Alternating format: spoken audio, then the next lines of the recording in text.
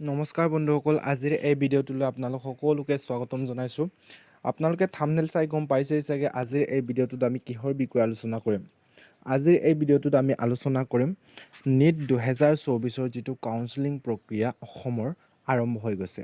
গতিকে state counselling অসমৰ বাবে আপোনালোকে কেনেদৰে পাৰ্টিচিপেট কৰিব বা কেনেদৰে অনলাইন এপ্লিকেশ্যন কৰিব, এই ভিডিঅ'টোত আপোনালোকক ষ্টেপ বাই ষ্টেপ জনোৱা হ'ব।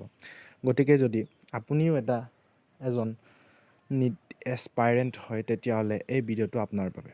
গতিকে চেনেলটোত নতুনকৈ আহিছে যদি ছাবস্ক্ৰাইব কৰিবলৈ নাপাহৰিব আৰু বেল আইকনটো দবাই দিব। আৰু ভিডিঅ'টো ভাল লাগিল তেতিয়াহ'লে লাইক এটাও কৰি দিব।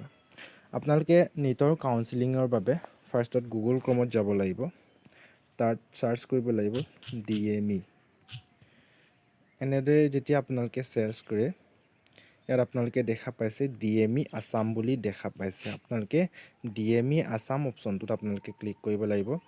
এইটো হৈছে DME আছামৰ যিটো অফিচিয়েল ৱেবছাইটৰ ইণ্টাৰফেচটো। গতিকে যদি আমি তললৈ স্ক্ৰল ডাউন কৰোঁ এনেদৰে, তেতিয়া লেটেষ্ট অপশ্যনত এতিয়া দুটা অপশ্যন আহি গৈছে। Admission notice UGPG লিংকপুৰ UG NEET 2024 counselling. গতিকে আমি লিংকপুৰ NEET UG 2024 কাউন্সেলিং অপশ্যনত ক্লিক কৰিলোঁ। যেতিয়া আপোনালোকে তাত ক্লিক কৰিব, তেতিয়া এই অপশ্যনটো আহি গৈছে। গতিকে এই অপশ্যনটো আপোনালোকে ক্লিক কৰিব লাগিব, ক্লিক ফৰ কাউন্সেলিং ৰেজিষ্ট্ৰেশ্যন। তেতিয়া আপোনালোকৰ এনেধৰণে এটা অপশ্যন শ্ব' হ'ব, তাত অ'কে কৰি দিলেই হৈ গ'ল। তেতিয়া আপোনালোকৰ এনেধৰণৰ নিউ ইণ্টাৰফেচ এটা অ'পেন হ'ল। এই নিউ ইণ্টাৰফেচটো আপোনালোকে দেখিব পাইছে। ইয়াত যদি আপোনালোকে কিবা অসুবিধা হয়, তেতিয়াহ'লে কণ্টেক্ট নাম্বাৰো দিয়া আছে। 10 বজাৰ পৰা সন্ধিয়া 6 বজালৈ খোলা থাকিব। তেতিয়া আপোনালোকে ফোন কৰি যিকোনো অসুবিধাৰ চলিউশ্যন ল'ব পাৰিব। তাৰপিছত আপোনালোকে ইয়াত দেখা পাইছে দুটা অপশ্যন আছে, নিউ ৰেজিষ্ট্ৰেশ্যন আৰু log in only for already registered candidate. মানে আপোনালোকে যেতিয়া নতুনকৈ ৰেজিষ্টাৰ কৰিব, তেতিয়া ওপৰৰ অপশ্যনটোত ক্লিক কৰিব লাগিব, নিউ ৰেজিষ্ট্ৰেশ্যন। আপোনালোকে ইয়াত দেখা পাইছে নিউ এটা ইণ্টাৰফেচ অ'পেন হৈছে। ইয়াত কিছুমান ষ্টেপ দিয়া হৈছে। Fill application form to register online, তাৰপিছত print acknowledgement receipt, note download application number, log in with it and upload document, তাৰপিছত take print out of application form. আপোনালোকে ইয়াত কি কৰিব লাগিব, যেতিয়া আপোনালোকে ৰেজিষ্টাৰ কৰিব, তাত আপোনালোকৰ এপ্লিকেশ্যন নাম্বাৰটো থাকিব। তাৰপিছত এই এপ্লিকেশ্যন নাম্বাৰেদি লগ ইন কৰিব লাগিব। তাৰপিছত ডকুমেণ্টটো আপলোড দিব লাগিব।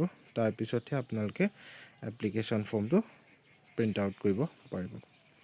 যেতিয়া আপোনালোকে এই ইণ্টাৰফেচটো তললৈ স্ক্ৰল ডাউন কৰা হ'ব, ইয়াত আপোনালোকে নেক্সট অপশ্যন এটা দেখা গৈছে। গতিকে তাত আমি ক্লিক কৰি দিম। যেতিয়া আপোনালোকে তাত ক্লিক কৰিব, এইটো হৈছে আপোনালোকৰ যিটো ফিল আপ কৰিবলগীয়া ফৰ্মটো। আপোনালোকে ইয়াত দেখা পাইছে application form for online counselling for admission into MBBS BDS course state quota seat season 2024। গতিকে যদি তললৈ আমি স্ক্ৰল ডাউন কৰোঁ, তেতিয়াহ'লে আপোনালোকে ইয়াত দেখা পাইছে full name of the candidate as per NEET UG score card. Score কাৰ্ডৰ মতে ইয়াত আপোনালোকৰ নামটো লিখিব লাগিব। তাৰপিছত father name, mother name, date of birth, জেণ্ডাৰটো লিখিব লাগিব, মেল নে ফিমেল নে ট্ৰান্সজেণ্ডাৰ। তাৰপিছত এড্ৰেছত থাকিব ভিলেজ, পোষ্ট অফিচ, তাৰপিছত ডিষ্ট্ৰিক্টটো থাকিব, তাৰপিছত পিনক'ডটো থাকিব ইয়াত।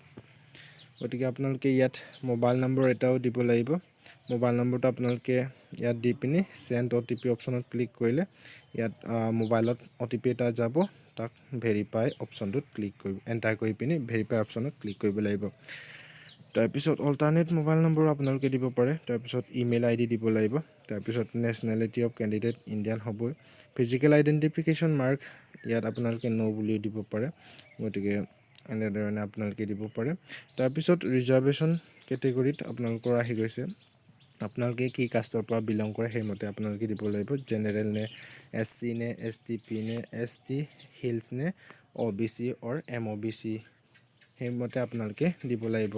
আপোনালোকে কোনটো কাষ্টত বিলং কৰে সেইমতে আপোনালোকে ইয়াত টিক মাৰ্ক কৰি দিলেই হৈ গ'ল। তাৰপিছত PWD কেটেগৰীৰ হয় নে নহয় যদি হয় তেতিয়াহ'লে য়েছ, যদি নহয় ন' কৰি দিলে হৈ গ'ল। যদি আপোনালোকে শ্ব'ৰ এৰিয়াৰ হয় তেতিয়াহ'লে য়েছ কৰি দিব, নহ'লে ন' কৰি দিব। যেতিয়া আপোনালোকৰ য়েছ কৰি দিয়ে তেতিয়া আপলোড ডকুমেণ্ট অপশ্যনত আপোনালোকৰ শ্ব'ৰ এৰিয়া চাৰ্টিফিকেটটো লাগিব, গতিকে সেইটো আপোনালোকে মনত ৰাখিব। তাৰপিছত আহি গৈছে আপোনালোকৰ reservation for ex servicemen and serving defence personnel hailing from Assam. ডিফেন্সৰ যিকেইটা কৰে তাৰ সিহঁতৰ মানে ল'ৰা ছোৱালীৰ বাবে কিছুমান ৰিজাৰ্ভেশ্যন থাকে, তেতিয়া আপোনালোকে যদি আপোনালোকৰ মা দেউতাই ডিফেন্সত কৰে তেতিয়াহ'লে য়েছ বা ন' কৰি দিব লাগিব আপোনাৰ মতে।